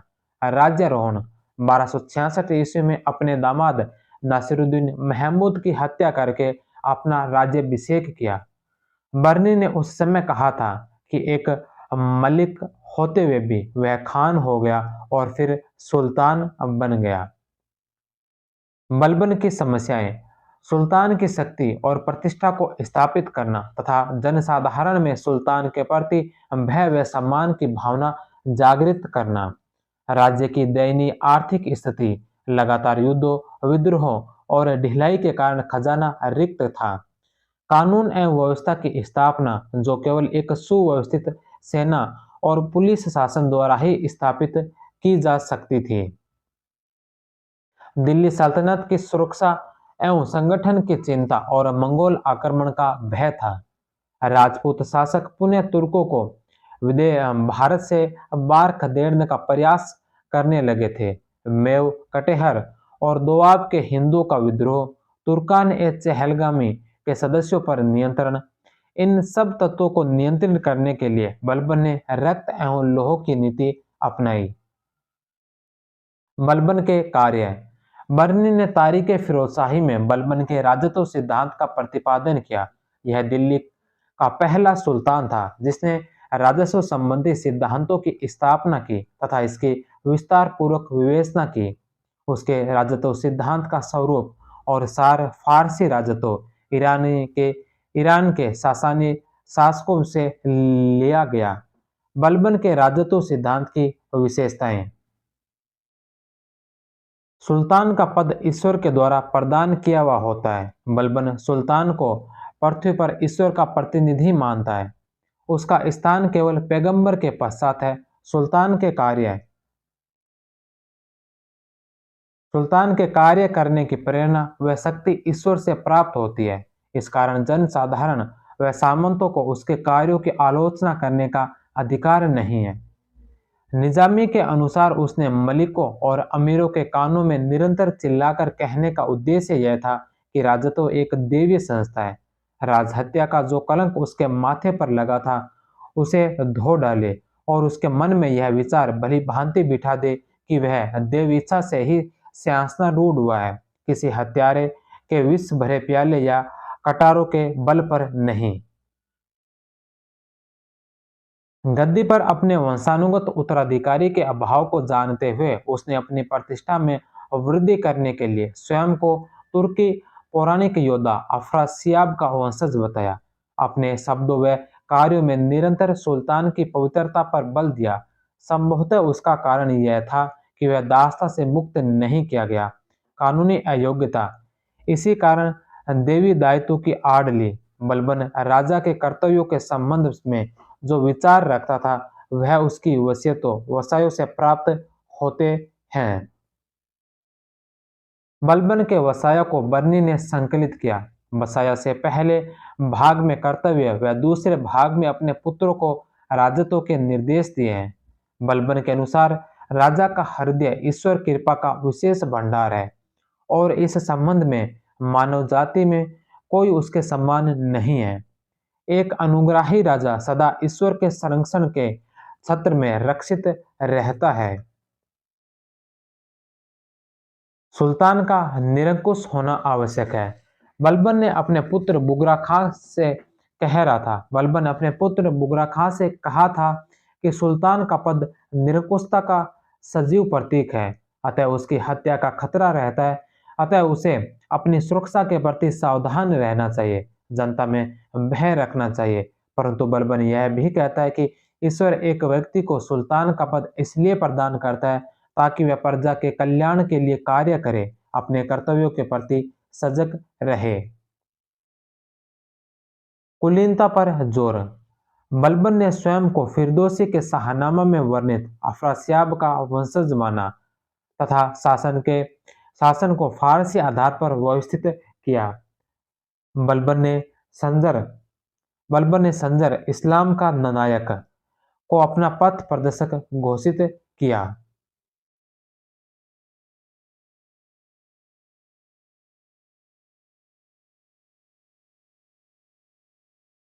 अपने अधिकारियों की वंशावलियां एकत्रित करना तथा लगभग 30 अधिकारियों को हटाया जो उस कुल के नहीं थे।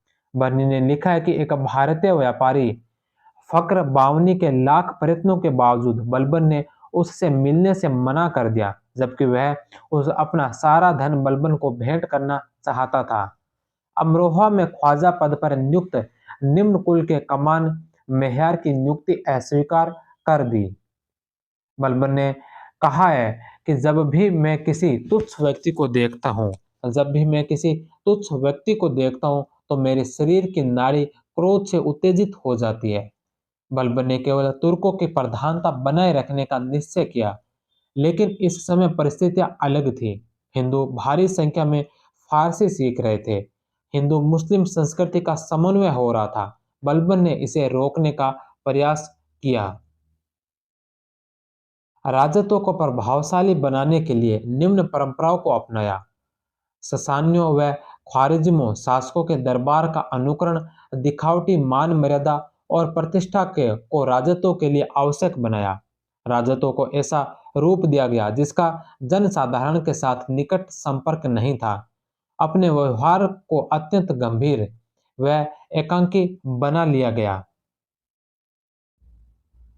दरबार में हंसी मजाक बंद कर दिया गया। स्वयं भी गंभीर रहता था। दरबार में केवल वजीर ही उससे वार्तालाप कर सकता था। अपने ज्येष्ठ पुत्र युवराज मोहम्मद की मृत्यु का समाचार सुनकर भी वह विचलित नहीं हुआ और शासन संबंधी दैनिक कार्य पूर्ववत करता रहा। यद्यपि अपने निवास कक्ष में जाकर वह बिलख बिलख कर रोया करता था। सामाजिक सभाओं में होने वाले नृत्य, संगीत, मद्यपान पर पूर्ण प्रतिबंध लगा दिया गया। बलबन स्वयं संपूर्ण राजसी वैभव व उपकरणों के साथ ही दरबार में उपस्थित होता था। अपने निजी सेवकों के सामने भी सदा वह शाही पोशाक व मुकुट के साथ उपस्थित होता था। ससानियों व ख्वारिज्म शासकों के समान उसने उसने उच्च वेतन प्राप्त करने वाले, भय जागृत करने वाले अंगरक्षकों को नियुक्त किया। वे अपनी चमचमाती तलवारों के साथ सुल्तान के चारों ओर खड़े रहते थे। दरबार में सिजदा, घुटने पर बैठकर सिर झुकाना। इसके अलावा पायबोस पायबोस जो सुल्तान का चरण स्पर्श को अपनाया, जिसका पालन पूरी तरह करना पड़ता था। सुल्तान के पद की प्रतिष्ठा बनाए रखने के लिए सिंहासन के पीछे विश्वसनीय अमीर और मलिक बैठते थे। अन्य लोग अपने पद के अनुसार उनके समक्ष खड़े रहते थे। प्रत्येक वर्ष ईरानी त्योहार नौरोज को बड़ी शान शौकत से मनाया जाता था। अपने पोत्रों के नाम फारस के सम्राटों की भांति केकुबाद के खुसरो क्यूमर्स रखा। अपने बड़े पुत्र मोहम्मद की मृत्यु ने उसका हृदय तोड़ दिया था, किंतु उसने किसी के समक्ष अपनी दुर्बलता को प्रकट नहीं किया। बर्नी के अनुसार बलबन रात में एकांत में फूट फूट कर रोता था। मंगोलों के विनाशकारी युद्धों के प्रकोप से बचने के लिए अनेक विद्वान व शहजादे भारत आए।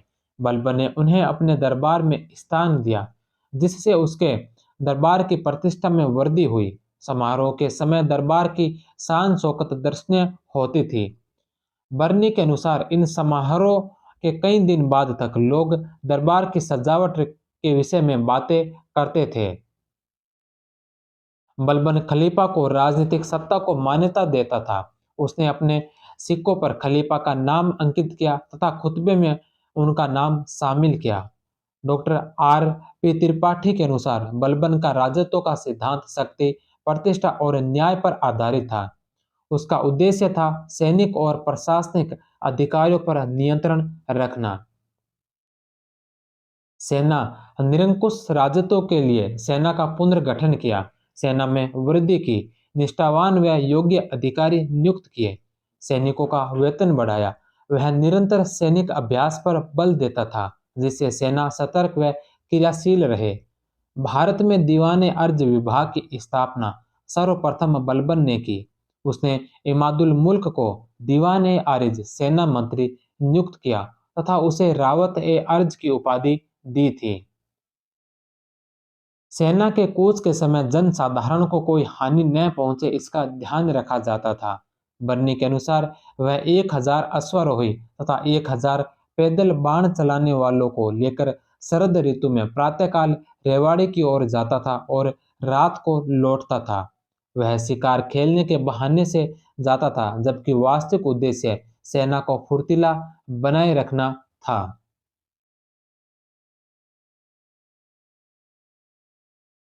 बर्नी के अनुसार यह मंत्री खाने पीने का बड़ा शौकीन था।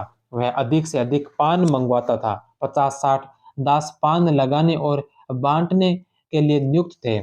दीवाने अर्ज विभाग का मुख्य कार्य सैन्य भर्ती, सेना को अस्त्र शस्त्र से सुसज्जित करना, वेतन वितरण आदि था। बलबन ने सैन्य विभाग को वजीर व वित्त मंत्री के नियंत्रण से मुक्त कर दिया। बलबन ने दोआब की इक्ताओं की जांच करवाई। इन इक्ताओं के अधिकारियों में अधिकांश की मृत्यु हो चुकी थी और अन्य अवरुद्ध हो चुके थे। उसने युवा व स्वस्थ सैनिकों को सेना में भर्ती किया। वृद्ध व दुर्बल सैनिकों को 20 से 30 टन का पेंशन देकर उनकी इक्ताओं को पुनः ग्रहण करने का आदेश दिया, किंतु दिल्ली के कोतवाल मलिक फकरुद्दीन की सिफारिश पर उसने यह आदेश वापस ले लिया। बलबन ने इक्ताओं में भ्रष्टाचार को रोकने के लिए 1279 ईस्वी में ख्वाजा नामक अधिकारी की नियुक्ति की। तुर्कान ए चहलगानी इल्तुतमिश द्वारा निर्मित अपने गुलामों का दल था। शासक बनने से पहले बलबन भी इसका सदस्य था। बलबन जानता था कि सुल्तान की प्रतिष्ठा और उसके वंश की सुरक्षा के लिए इस कूट को समाप्त करना आवश्यक है। चालीसा गुट के सदस्यों को साधारण अपराध के लिए कठोर दंड दिया। बदायूं के इक़्तिदार मलिक बकबक को जन साधारण के सम्मुख कोड़ों से पिटवाया, क्योंकि उसने एक दास को कोड़ों से पीट पीट कर मार दिया था। अवध के इक़्तिदार हेबात खां को बलबन ने 500 कोड़े लगाए। बलबन स्वयं चालीसा का सदस्य रह चुका था और वह इसकी हरकतों से वाकिफ था। इसके दमन करने हेतु सर्वप्रथम बलबन ने निम्न कोटि के तुर्कों को महत्वपूर्ण पद दिए और उनको चालीसा के समक्ष बना दिया। अन्य तुर्कों को महत्वपूर्ण पद देकर चहलगानी के प्रभाव को कम कर तुर्कान ए चहलगानी को समाप्त कर दिया। अवध का इक़्तिदार अमीन खां बंगाल अभियान में विफल रहा तो मृत्युदंड देकर अयोध्या के फाटक पर लटका दिया। शेर खां बलबन का चचेरा भाई था। शेर खां ने मंगोलों का मुकाबला किया, लेकिन उसकी बढ़ती लोकप्रियता से बौखलाकर बलबन ने उसे विष देकर मरवा दिया।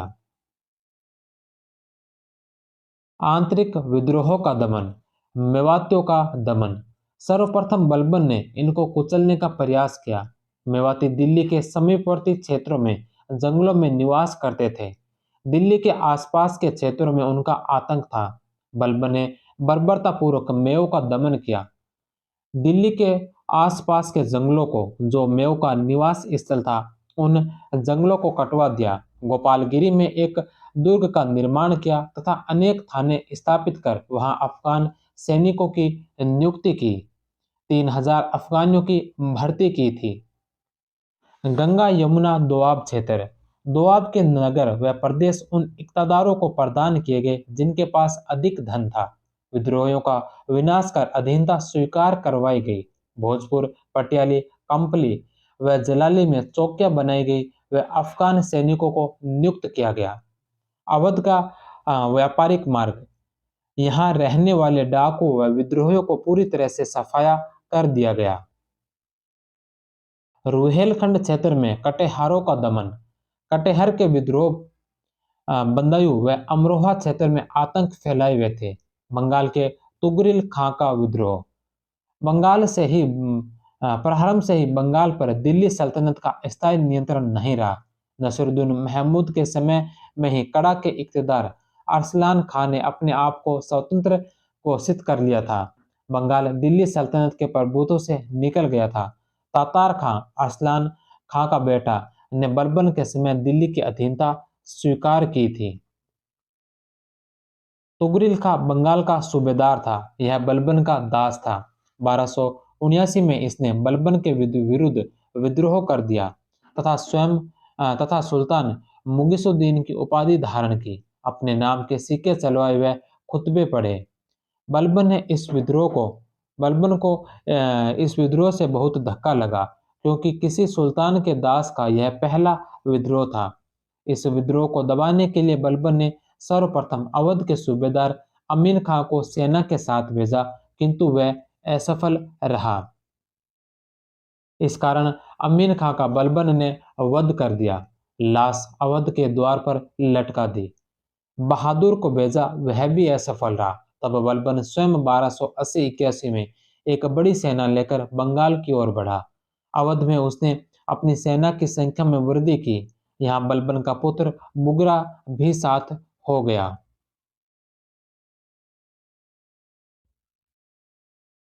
बलबन ने सुनारगांव तक तुगरिल खां का पीछा किया, परंतु तुगरिल खां जंगलों में छिप गया।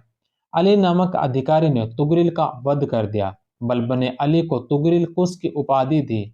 बलबन ने अपने पुत्र बुगरा खां को बंगाल के इक़्तिदार नियुक्त किया। बलबन बंगाल से सभी कैदियों को लेकर लखनौती पहुंचा।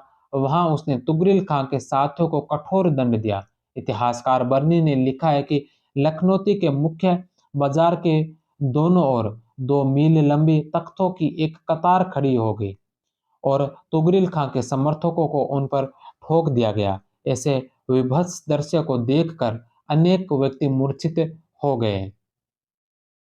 बंगाल अभियान एकमात्र अभियान था जिसका नेतृत्व बलबन ने दिल्ली से दूर जाकर किया। गुप्तचर विभाग का गठन, बलबन के शासन की सफलता का मुख्य आधार उसका गुप्तचर विभाग था। इसकी स्थापना सामंतों की गतिविधियों की निगरानी के लिए की गई। प्रत्येक इक्ता व जनसाधारण ने भी उसके गुप्तचर रहा करते थे। ये प्रतिदिन की महत्वपूर्ण घटनाओं की जानकारी सुल्तान को देते थे। बलबन ने सेना व गुप्तचरों का प्रयोग अपनी निरंकुश शासन प्रणाली के लिए पूरी सफलता से किया। गुप्तचर अधिकारी को बरीद कहा जाता है। इस विभाग को बरीद ए मुमालिक कहा जाता है। गुप्तचर विभाग बरीद ए मुमालिक का सर्वप्रथम गठन बलबन ने किया था।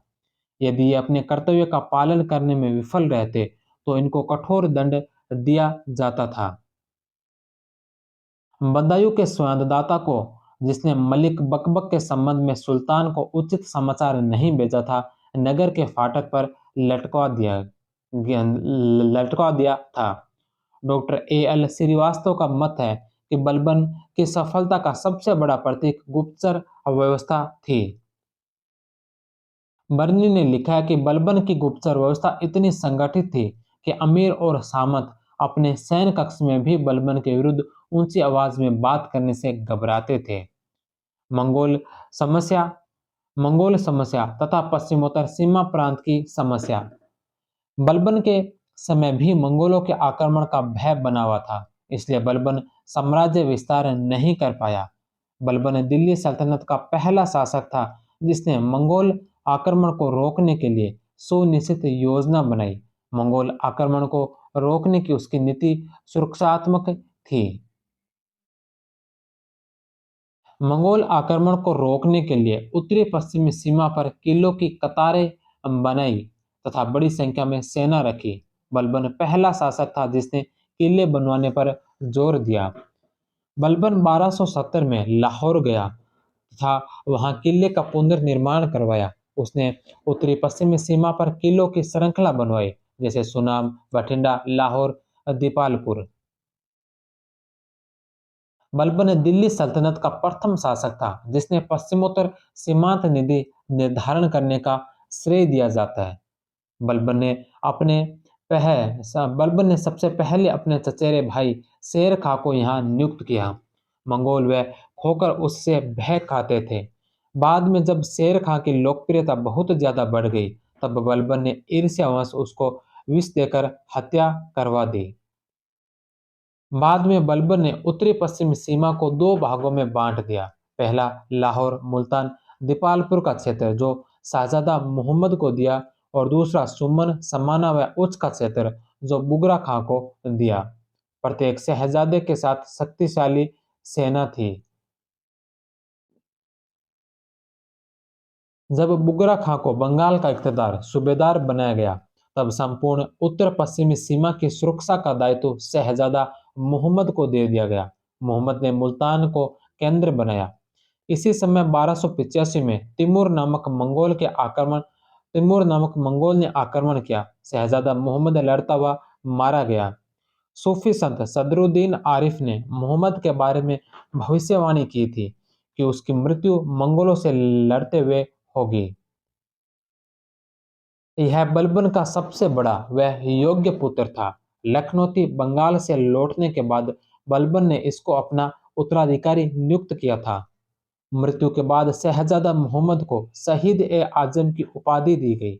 बलबन शहजादा मोहम्मद की मृत्यु से इतना टूट गया कि वह रात को फूट फूट कर रोया करता था। मोहम्मद द्वारा मोहम्मद द्वारा अमीर खुसरो व अमीर हसन को सर्वप्रथम संरक्षण दिया। शहजादा मोहम्मद की मृत्यु ने बलबन को बहुत आघात पहुंचाया। 1287 में बलबन की मृत्यु हो गई।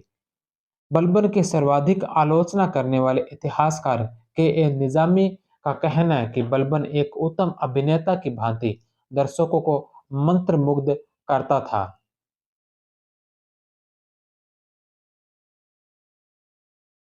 बलबन ने अपनी मृत्यु से पूर्व के खुसरो को अपना उत्तराधिकारी नियुक्त किया। बलबन की मृत्यु पर बर्नी ने लिखा कि बलबन की मृत्यु से दुखी हुए अमीरों ने अपने वस्त्र फाड़ डाले और सुल्तान के शव को नंगे पैरों दारुल अमन के कब्रिस्तान को ले जाते हुए अपने अपने सिरों की धूल फेंकी। उन्होंने 40 दिन तक उनकी मृत्यु का शोक मनाया और जमीन पर सोए। बलबन के समय वजीर का महत्व घट गया, वह नायब का पद समाप्त हो गया। बलबन ने आदेश दिया कि अधिशेष की राशि फाजिल इक्ता के सुल्तान के कोषागार में भेजी जाए। डॉक्टर ए हबीबुल्लाह ने बलबन के शासनकाल को सुदृढ़ता का युग कहते हुए इसके लिए कॉन्स्टिट्यूशन शब्द का प्रयोग किया। बलबन का मकबरा शुद्ध इस्लामी पद्धति द्वारा निर्मित यह भारत का प्रथम मकबरा था। वास्तव में सही रूप में मेहराबों का प्रयोग बलबन के मकबरे में ही हुआ है। मकबरे का कक्ष वर्गाकार है। इसको बलबन दारुल अमन या इंसाफ का दरवाजा कहता था। इब्न बतूता ने बलबन के मकबरे के दर्शन किए। फुतुहात ए फिरोजशाही में इसका नाम दारुल अमन मिलता है। यह लाल पत्थर से निर्मित है। फिरोज शाह खिलजी ने इसका जीर्णोद्धार करवाया। बलबन के उत्तराधिकारी 1287 से 1290 ईस्वी। बलबन ने के खुसरो को अपना उत्तराधिकारी नियुक्त किया, परंतु बलबन की मृत्यु के बाद षड्यंत्र कर दिल्ली के कोतवाल फखरुद्दीन मोहम्मद ने कैकुबाद को सुल्तान बना दिया। केखुसरो को मुल्तान की सूबेदारी दी गई। केकुबाद केकुबाद शासक बनते समय 17-18 साल का था। केकुबाद का पालन पोषण बलबन के कठोर नियंत्रण में हुआ था। केकुबाद शासक बनने के बाद भोग विलास में डूब गया। दिल्ली में यमुना के निकट किल्लोखोरी केलूगढ़ की स्थापना की। नि-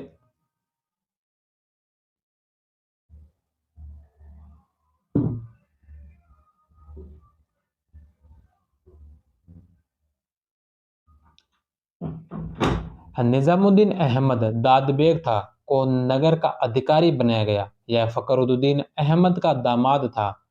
निजामुद्दीन ने शासन व्यवस्था पर नियंत्रण स्थापित कर लिया तथा नायब मुमालिकात बन गया। केकुबाद के विलासी जीवन और निजामुद्दीन के बढ़ते हुए प्रभाव की सूचना उसके पिता बुगरा खां तक पहुंच चुकी थी। उसने पुत्र को पत्रों द्वारा समझाने का प्रयत्न किया, परंतु परंतु उसका कोई प्रभाव नहीं हुआ। अंत में बुगरा खान ने अपने पुत्र से मिलने का निश्चय किया और एक बड़ी सेना लेकर वह बंगाल से अवध पहुंचा। केकुबाद भी अपनी सेना लेकर अयोध्या के निकट पहुंच गया।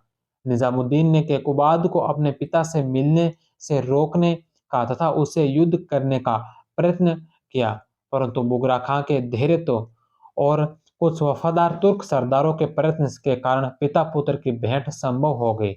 बुगरा खां ने जमी पोसी और पेबोस की रस्मों की पूर्ति की, यहाँ तक कि केकुबाद की इतनी अधिक ग्लानि हुई कि वह सिंहासन छोड़कर अपने पिता के चरणों में गिर पड़ा। उसके पश्चात पिता पुत्र गले मिले और 3 दिन तक साथ साथ रहे।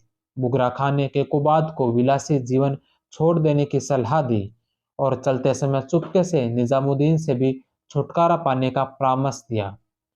1288 ईस्वी में अवध में घाघरा के निकट बुगरा खां व केकुबाद की भेंट हुई। अमीर खुसरो की किरान उस सदाइन में इसका उल्लेख मिलता है। किरान उस सदाइन अमीर खुसरो की पद्यात्मक रचना है। इस पुस्तक में अमीर खुसरो ने केकुबाद और उसके पिता बुगरा खां की पारस्परिक भेंट और दिल्ली नगर के वैभव और भारत की समृद्धि की भूरी भूरी प्रशंसा की है। अमीर खुसरो ने इसी रचना में दिल्ली को हजरत ए दिल्ली कहकर संबोधित किया है। अब समाना से मलिक फिरोज खिलजी जलालुद्दीन खिलजी को बुलाया। उसको बरन का राज्यपाल बनाया गया। जलालुद्दीन खिलजी को आरिज ए मुमालिक का पद दिया गया तथा शाइस्ता खां को पदवी दी। इस कारण तुर्की सरदार असंतुष्ट हो गए, जिनका नेता एतमुर सुरखा था। मलिक कच्छन एवं सुरखा जलालुद्दीन को मारने की योजना बनाते हैं,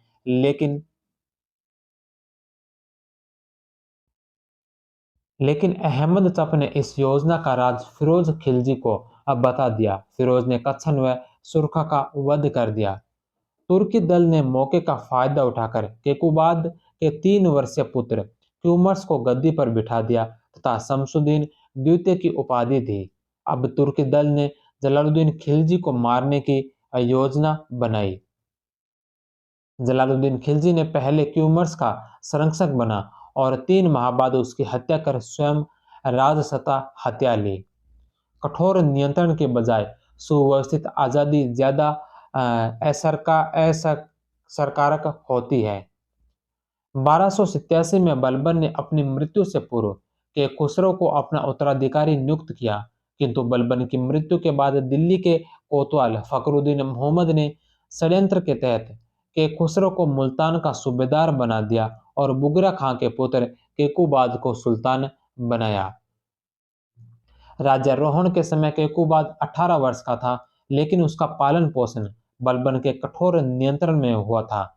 सुल्तान बनने से पूर्व उसने किसी भी स्त्री का मुंह तक नहीं देखा था। उसे शराब वगैरह का पता नहीं था।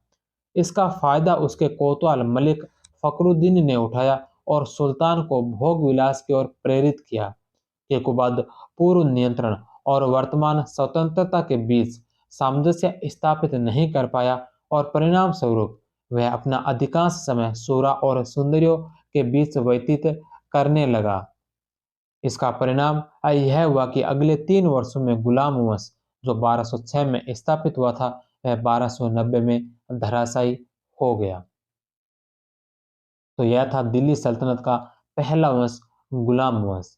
इसके पश्चात हम अगली क्लास में पढ़ेंगे खिलजी वंश के बारे में। खिलजी वंश, जिसके महत्वपूर्ण शासक अलाउद्दीन खिलजी, जिसके संस्थापक जलालुद्दीन खिलजी, जिन्होंने 30 वर्षों तक शासन किया था। खिलजी वंश जो 1290 से 1320 ईस्वी तक का है। इस खिलजी वंश के बारे में हम नेक्स्ट क्लास में अध्ययन करेंगे। तब तक आप सभी का बहुत बहुत धन्यवाद। जय हिंद, वंदे मातरम।